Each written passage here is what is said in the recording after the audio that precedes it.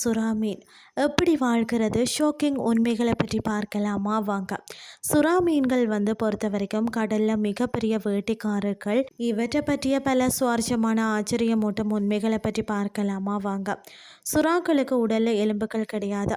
இவற்றின் உடல் அமைப்பு முழுவதும் பார்த்திங்கன்னா மென்மையான குருத்தெலும் பைகளால் மட்டுமே உருவாக்கப்பட்டுள்ளது. இவை கடலில் எப்போதுமே நீந்தி கொண்டே இருக்க வேண்டும். நீந்துவதை நிறுத்தினால் இவற்றால் சுவாசிக்க முடியாது, மூழ்கி விடுமா.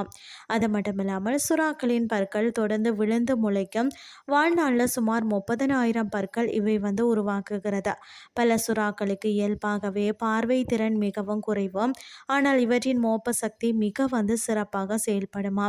இவை பார்த்திங்கன்னா டைனோசர்களை விட பழமையான உயிரினங்களா. சுமார் 450 மில்லியன் ஆண்டுகளாக பார்த்திங்கன்னா பூமியில் வாழ்ந்து வருகிறதா. சில சுறாக்கள் பார்த்திங்கன்னா இரட்டிலையும் ஒளிரும் தன்மை கொண்டவையா.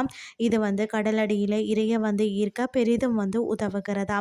அது மட்டுமில்லாமல் ஒரு சட்டு இரத்தத்தின் வாசனையை இவை எளிதில் கண்டுபிடிக்கும். பல மைல்கள் தொலைவில் இருந்தும் இரத்தத்தை அறியும் திறன் பெற்றவையா.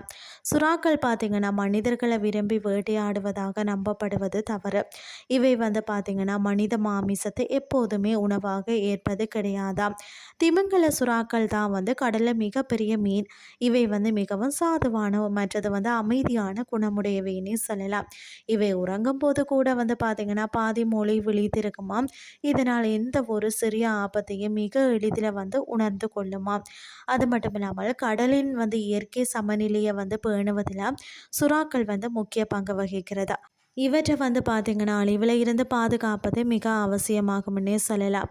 இன்றைய கிறிஸ்டி உங்களுக்கு பிரயோசனமாக அமைஞ்சிருக்கும்னு சொல்லி நானும் நம்புகிறேன். இதே மாதிரி மற்றும் ஒரு கிறிஸ்டின் வேலை உங்களை சந்திக்கிறேன். நன்றி.